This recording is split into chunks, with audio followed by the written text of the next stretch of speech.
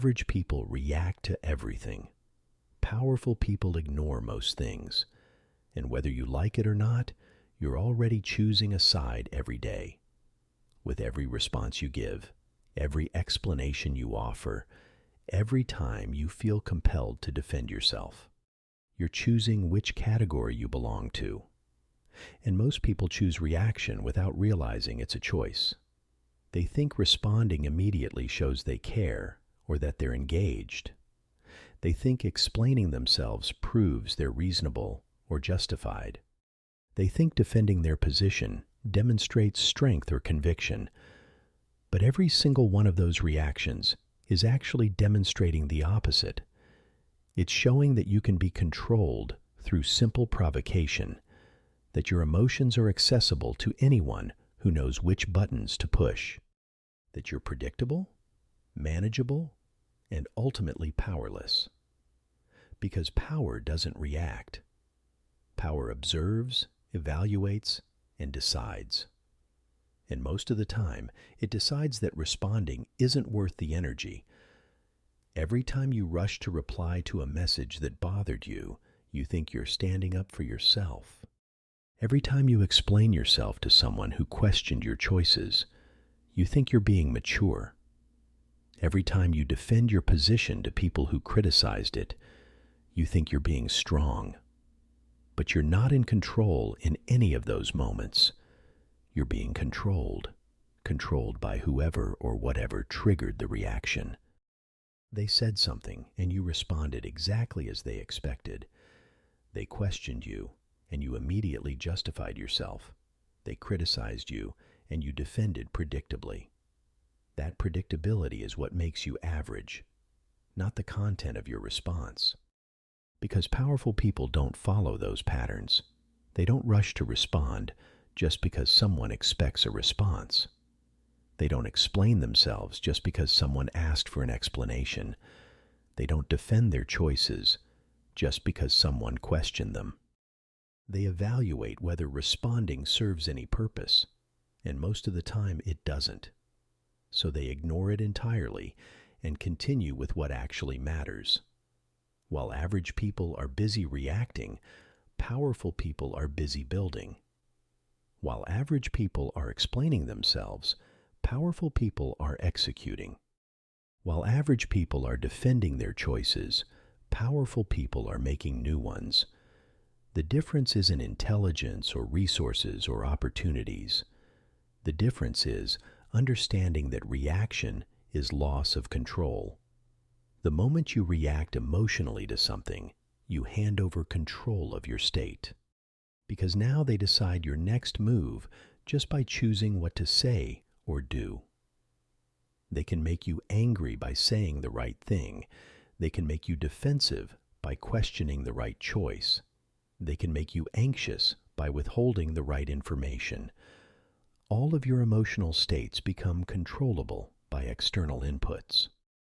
And you dance to whatever tune they play because you can't help but react. That's not power, that's being a puppet that responds predictably to whatever strings get pulled. And the more you react, the more people learn exactly which strings to pull. They learn what makes you defensive, what makes you angry, what makes you explain yourself. And they use that knowledge consciously or unconsciously to manage you, to keep you reacting instead of acting, to keep you explaining instead of executing, to keep you defensive instead of dangerous. Because the moment you stop reacting, you become unpredictable. And unpredictable people are much harder to control. Niccolò Machiavelli understood this dynamic centuries ago when he studied power. He watched men lose everything because they couldn't control their reactions. Men who had position, resources, capability, all of it, but who reacted emotionally to provocations and lost power in the reaction. They got angry when insulted and made decisions from that anger that destroyed them. They got defensive when questioned and revealed weaknesses in their defensiveness. They got anxious when threatened and showed their anxiety to enemies who exploited it. All of their power leaked away through emotional reactions they couldn't control. While other men, often less capable but more controlled, rose to power, not because they were smarter or more skilled, but because they understood that power is perception, not emotion. What matters isn't how you feel about something. What matters is how you appear to others who are evaluating your strength. An emotional reaction always appears weak regardless of the emotion. Anger looks like loss of control. Defensiveness looks like insecurity. Anxiety looks like vulnerability. All of it communicates that you can be affected, which means you can be controlled. Powerful people understood this instinctively or learned it through observation. They learned that the one who reacts is predictable. You can map their emotional triggers and use them strategically. You know exactly what to say to make them angry or defensive or anxious. And once you know that, you can manage them like a machine. Input the right stimulus, get the expected output, repeat as needed. That predictability is weakness in any competitive environment, because predictable people are easy to manipulate, easy to control, easy to defeat. You just trigger their reactions and watch them destroy themselves. Watch them make decisions from emotion instead of strategy. Watch them reveal information in their defensiveness. Watch them waste energy on reactions instead of action. All while you stay calm, controlled, and strategic, using their reactions against them while remaining unreactive yourself. That asymmetry is what creates power differential. One person controlled by their reactions, the other controlling through strategic non-reaction. And the controlled person never even realizes what's happening. They just know they keep losing ground to someone who seems to care less. But it's not about caring less. It's about reacting less. About maintaining control over your own state, regardless of external provocations. You don't lose power all at once in dramatic fashion. You leak it slowly through 1,000 small reactions. Every time you respond to bait someone's set, every time you explain yourself to someone who doesn't deserve an explanation, every time you defend a choice to someone who has no authority to question it, every time you get angry at provocations designed specifically to make you angry, each reaction leaks a little power, a little control over your own emotional state, a little unpredictability that kept people cautious, a little respect that came from being unaffected. And over time, those small leaks add up to complete power loss. You become someone who reacts to everything and controls nothing. Someone who's constantly explaining, defending, justifying their existence. Someone who's emotionally available to anyone who wants to affect them. That's the cost of being reactive that most people never calculate. They think each reaction is isolated and meaningless, just responding to this one thing, explaining this one choice, defending this one position. But each reaction reinforces the pattern, trains you to react faster next time, teaches others that you can be provoked, establishes you as someone who's emotionally controllable, and eventually you're trapped in that identity. The person who always responds, always explains, always defends, while powerful people around you ignore most of what you react to, and rise precisely because they're not wasting energy on reactions. They're using that energy to build, create, position strategically, all while you're busy defending yourself against provocations they wouldn't even acknowledge. There are 5 rules that separate reactive people from controlled people. 5 principles that, if you actually implement them, completely transform how others perceive and treat you. not because you changed who you are fundamentally, but because you changed how you respond to the constant tests everyone faces. Rule 1. Delay your reaction to everything. Not forever, not as a game, just deliberately. When something provokes you, pause before responding. When someone questions you, wait before explaining. When criticism arrives, sit with it before defending. That pause is where power lives. Because in that pause, you regain control over your response. Instead of reacting from emotion, you can choose whether to respond at all. And if you do respond, you respond strategically, not reactively. Most people react instantly because silence feels uncomfortable. They feel pressure to respond immediately, or the moment will pass. They feel like not responding immediately means they don't have a good response, so they rush to fill the silence with whatever comes to mind.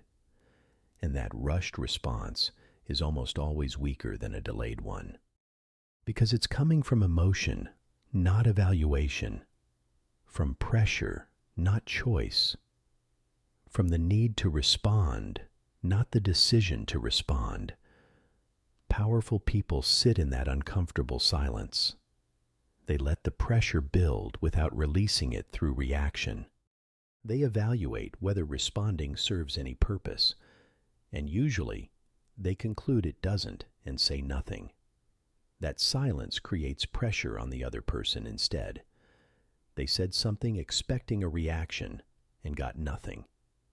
Now they're the ones sitting in uncomfortable silence. Now they're wondering if their provocation worked or failed.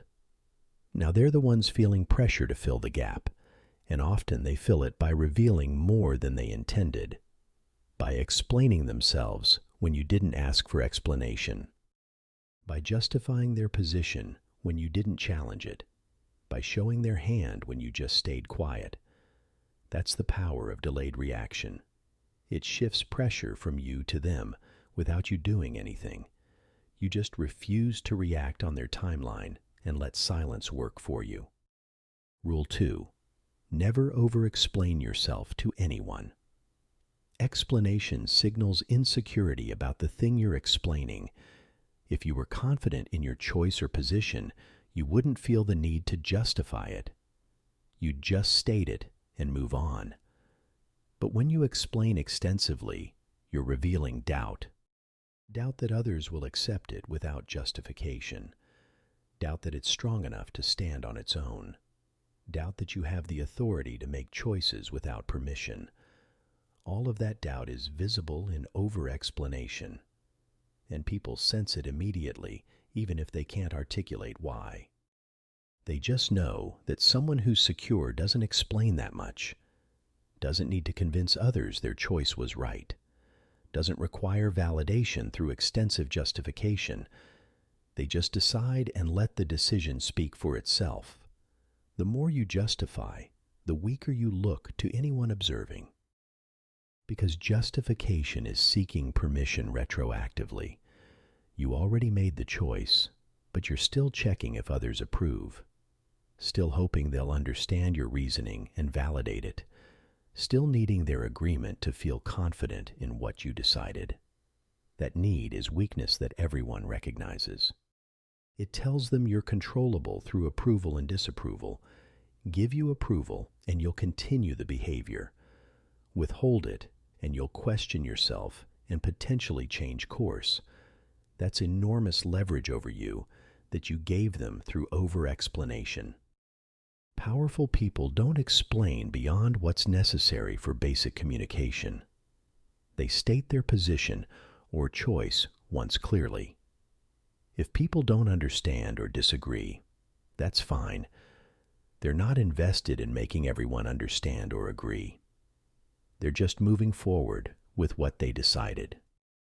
And that non-explanation communicates confidence that explanation never could. It says, this is my choice, and I don't need your approval for it. It says, I'm not seeking permission or validation from you. It says I'm operating on my own authority and judgment, all of which establishes you as someone who can't be controlled through approval dynamics, because you're not seeking approval in the first place. Rule 3. Control the frame of every interaction. Whoever defines the situation controls it completely. If someone frames an interaction as you defending yourself, you're already losing. You're operating in their frame, where you're the one being questioned, and anything you say reinforces that frame. You're defending, which means you're accepting that your position needs defense, that they have authority to question it, and you have obligation to justify it. All of that is frame control working against you, but if you refuse to engage with their frame, everything shifts. They say something designed to make you defensive, and you just don't accept the frame that you need to defend anything. You respond from a completely different frame, or don't respond at all. That reframes the interaction entirely. Now they're the ones who said something that got no reaction. Now they're wondering if their frame was wrong. Now they're the ones feeling uncertain instead of you. Silence is the most powerful frame control tool that exists, because silence forces others to fill the gap with their own interpretation. And usually, their interpretation reveals more about them than any response you could give. They start explaining themselves when you didn't ask. They start justifying their question when you didn't challenge it. They start filling the silence with information and assumptions, all while you just observe and let them expose themselves. That's frame control through strategic non-reaction. You're not playing the game they set up. You're not defending in their frame. You're just existing outside their frame completely, and that positions you above the interaction rather than within it. Rule 4. Let them reveal themselves through your silence. People expose everything when you stay quiet and observant. Their insecurities, their strategies, their true intentions. All of it comes out when you're not interrupting with reactions. Most people interrupt that process by reacting. Someone says something revealing, and they immediately respond to it, which stops the person from continuing to expose themselves. They said something, got a reaction, and now they adjust based on that reaction. They stop revealing and start managing based on what your reaction told them. But if you don't react at all, they keep going. They say something and get nothing back. So they say more, trying to get a reaction, and in saying more, they reveal more. They show you what they're really thinking, what they're really after, what they're really afraid of. All because you didn't interrupt the process with your reaction. Reaction interrupts their mistakes and self-exposure. It gives them information about what's working and what isn't, about what bothers you and what doesn't, about where your boundaries are and where they aren't, all of which helps them calibrate their approach to you. But silence gives them nothing to calibrate against. They're just talking into a void, unsure if anything is landing. So they try different approaches, different tactics, different provocations, and each one reveals more about their strategy and intentions. While you learn everything about them, they learn nothing about you. That information asymmetry is power. You understand their patterns while remaining unpredictable to them. You know what bothers them, what they want, what they fear, while they have no idea what affects you or doesn't. That asymmetry is created entirely through strategic silence and non-reaction, through letting them expose themselves while you reveal nothing. Rule 5. Cultivate complete emotional detachment from outcomes you can't control. Power comes from not needing to respond to everything that happens, from being genuinely okay with not engaging, not explaining, not defending. not as a tactic you're performing, but as a genuine state of non-attachment. Most people can't achieve this because they're too attached to being understood, to being approved of, to being respected, to being acknowledged. So they need to respond when challenged to defend those things. Need to explain when questioned to maintain understanding. Need to react when provoked to show they're not weak. All of those needs make them controllable. You just threaten the thing they're attached to and watch them react. Threaten their reputation and they defend it. Threaten their position and they justify it. Threaten their image and they explain it. Every reaction is protecting something they're attached to. But powerful people achieve genuine detachment from things they can't control. They accept that some people will misunderstand them completely, that some people will disrespect them regardless of response, that some people will question them no matter what they achieve. And they're okay with all of that, not pretending to be okay as a tactic, genuinely okay, because they understand that responding to every challenge is exhausting and pointless. Most challenges don't deserve response, and responding doesn't change the challenger's mind anyway. So why waste energy on it? Why give them the satisfaction of affecting your emotional state? Why let them control what you spend time thinking about and responding to? Better to be completely detached from their opinion and behavior, to operate based on your own standards and let theirs be irrelevant.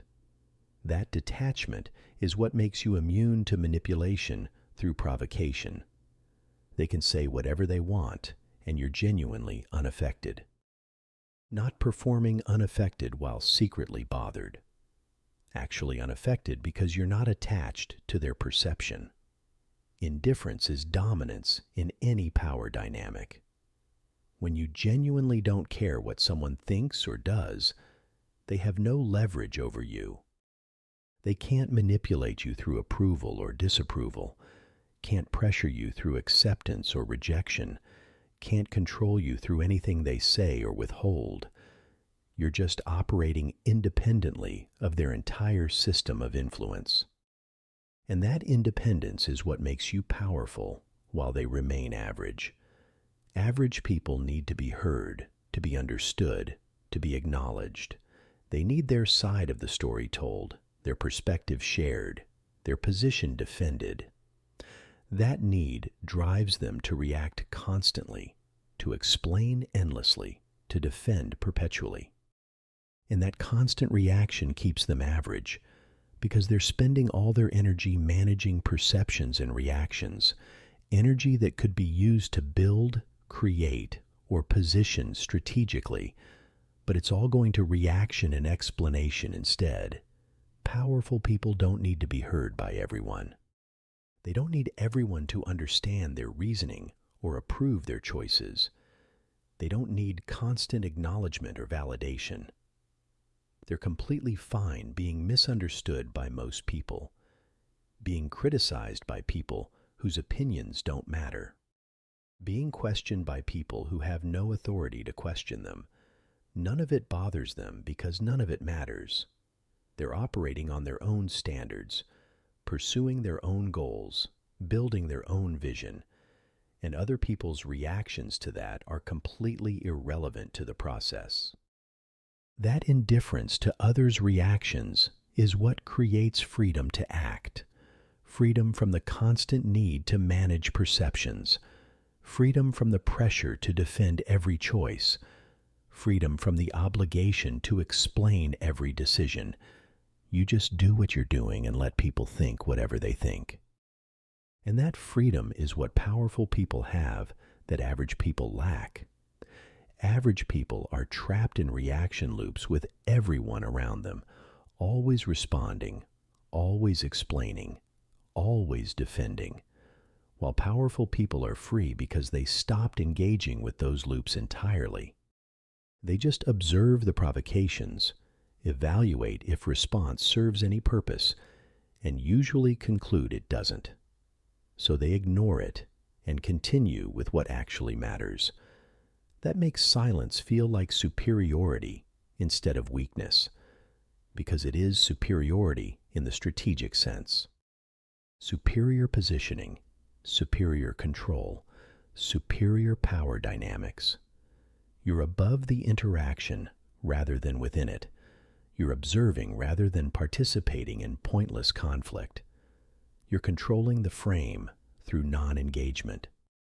All of which positions you as more powerful than the person trying to provoke reaction. They're down in the mud trying to get you dirty, and you're standing above it completely unaffected.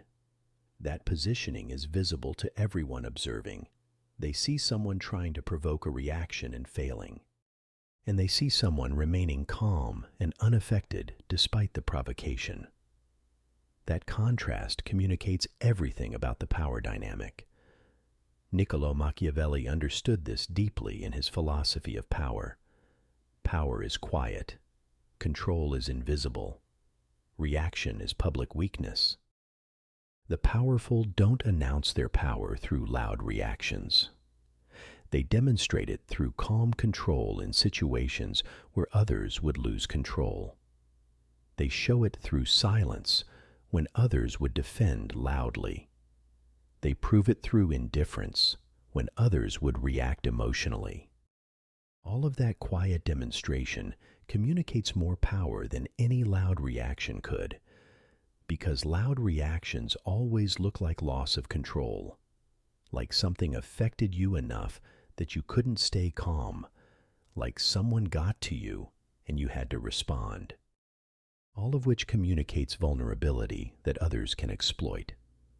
But quiet control communicates the opposite, that nothing affected you enough to lose composure, that no one can get to you through simple provocation, that you're operating from a level of self-control they can't access. That control is invisible until tested through provocation. And when the provocation arrives and you remain calm, the control becomes visible.